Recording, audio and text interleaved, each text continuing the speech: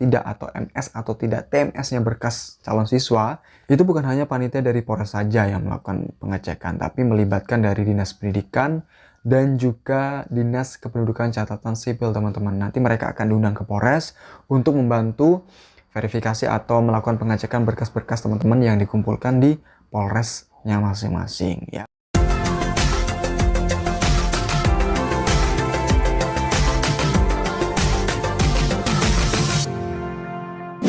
Assalamualaikum warahmatullahi wabarakatuh, selamat datang di channel saya Bribda Mulyadi. Oke, terima kasih buat teman-teman yang sudah mampir di channel YouTube saya ini. Jangan lupa langsung di subscribe channel ini dan juga kemudian di share dan juga di like untuk video ini ya. Oke teman-teman, untuk video kali ini saya akan berbagi informasi mengenai kira-kira apa saja sih hal yang dapat menggugurkan teman-teman dalam melakukan pendaftaran di penerimaan Polri tahun 2022, khususnya di Rikmin awal atau pemberkasan teman-teman. Oke, ini kan buat teman-teman sudah melakukan verifikasi berkas, kemudian mengumpulkan berkas sebanyak 5 rangkap. Ini nantinya dari pihak panitia akan mengumumkan kira-kira berkas teman-teman semua yang dikumpulkan itu memenuhi syarat atau tidak memenuhi syarat. Makanya sebelum teman-teman melaksanakan tes di Polda, itu khususnya Polres, itu langsung akan mengumumkan kira-kira berkas teman-teman itu lulus atau enggak. Jika berkasnya tidak lulus atau TMS, otomatis teman-teman tidak bisa melakukan tes ke tahap selanjutnya, yaitu di Poldanya masing-masing. Tapi kalau jika teman-teman berkasnya itu sudah lulus atau MS memenuhi syarat, maka selanjutnya hal yang dilakukan adalah melaksanakan tes di Poldanya masing-masing, misalnya kayak Polda Sumatera Selatan ya.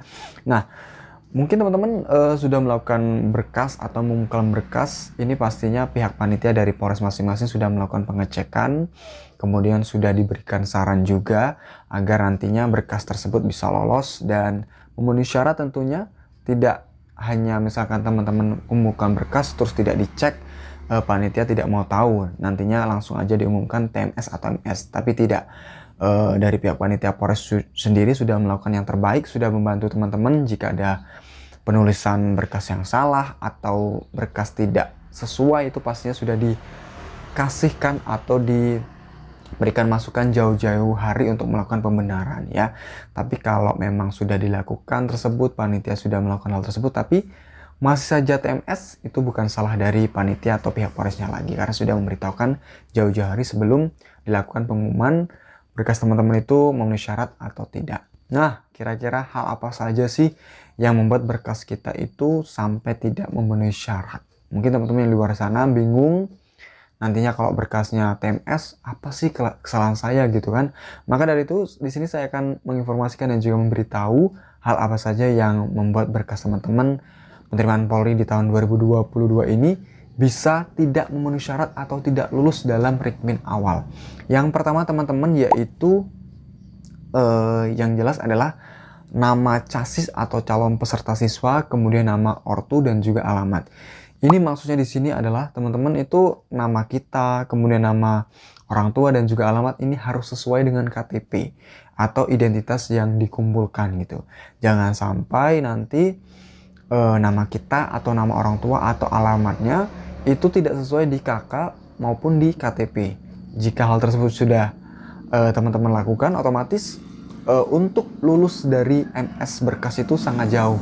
Otomatis itu bisa menjadi alasan berkas teman-teman tidak memenuhi syarat ya. Misalkan nama calon siswanya adalah Joko, tapi di nama KTP pada saat dicek melalui NIK, nomor identitas kependudukan, itu ternyata namanya bukan Joko tapi Jono gitu misalkan ya.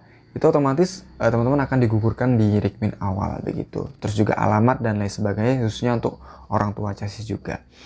Kemudian yang kedua teman-teman yaitu itu nanti akan dilakukan pengecekan mulai dari ijazah dan juga SHQ dari SKHU ya, dari SD sampai dengan SMA bagi yang memiliki SKHU. Tapi yang tidak memiliki SKHU, itu ijazah saja yang akan dicek. Maka dari itu ini untuk memutuskan lulus atau tidak, atau MS atau tidak TMS-nya berkas calon siswa, itu bukan hanya panitia dari Polres saja yang melakukan pengecekan, tapi melibatkan dari Dinas Pendidikan dan juga Dinas Kependudukan Catatan Sipil teman-teman. Nanti mereka akan diundang ke Polres untuk membantu verifikasi atau melakukan pengecekan berkas-berkas teman-teman yang dikumpulkan di Polresnya masing-masing ya.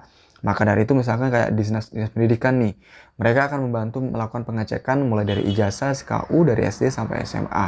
Itu dari pihak dinas pendidikan yang nantinya akan melakukan pengecekan. Pengecekan apa saja yang dicek teman-teman? Mulai dari ijazahnya ya kan, itu asli atau enggak. Mulai dari nomor induknya gitu kan, nomor induk siswa kalau nggak salah itu kan dicek juga. Kemudian nilainya memenuhi syarat atau tidak sesuai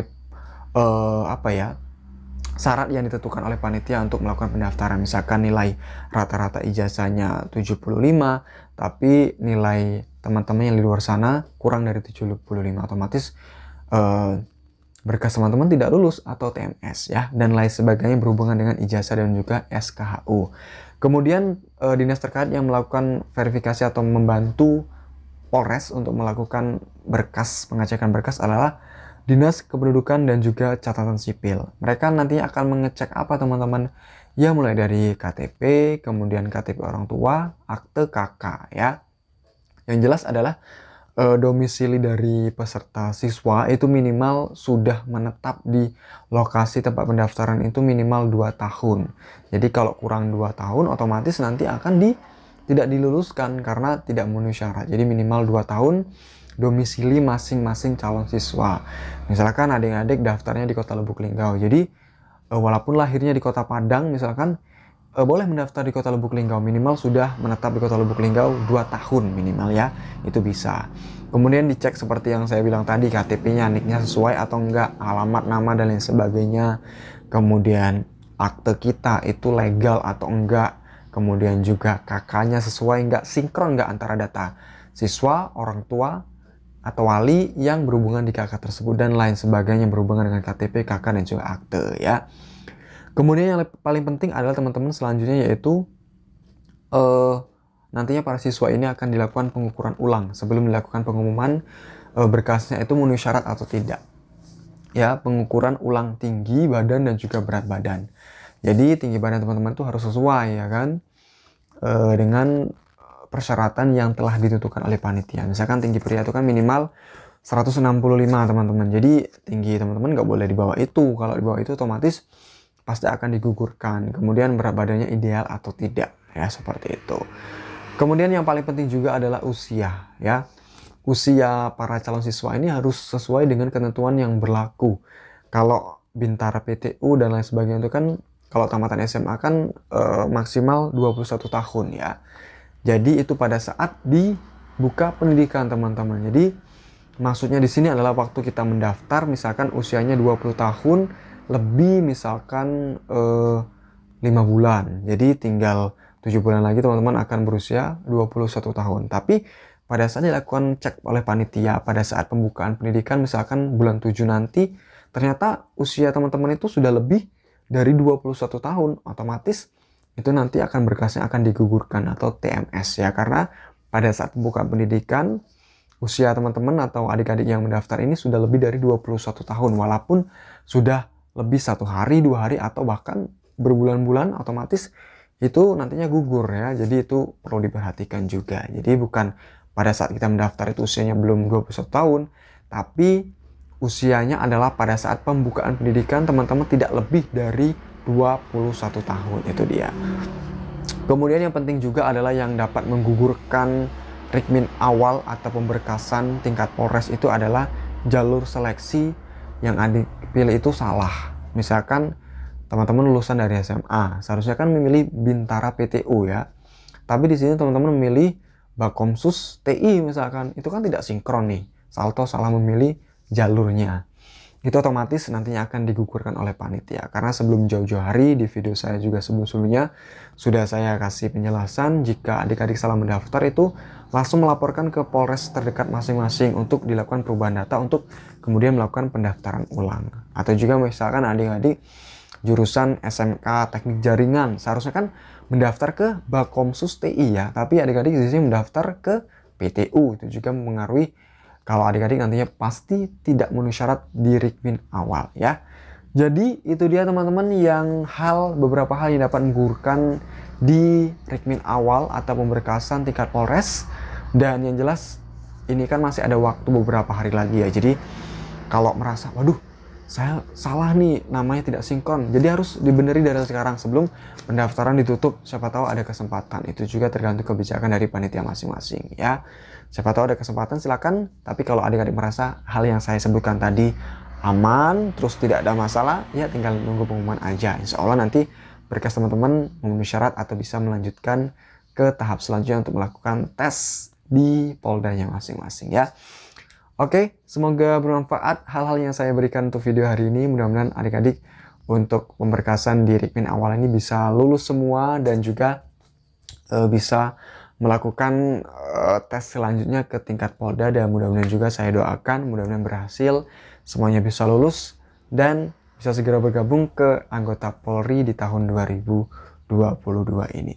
Selamat berjuang, mudah-mudahan tes selanjutnya Anda bisa melakukan tahapan-tahapan tes dengan maksimal dan dengan hasil nilai yang memuaskan sehingga adik-adik bisa lulus ke tahap selanjutnya hingga pantohir dan hingga menjalankan pendidikan di Bintara Polri tahun 2022.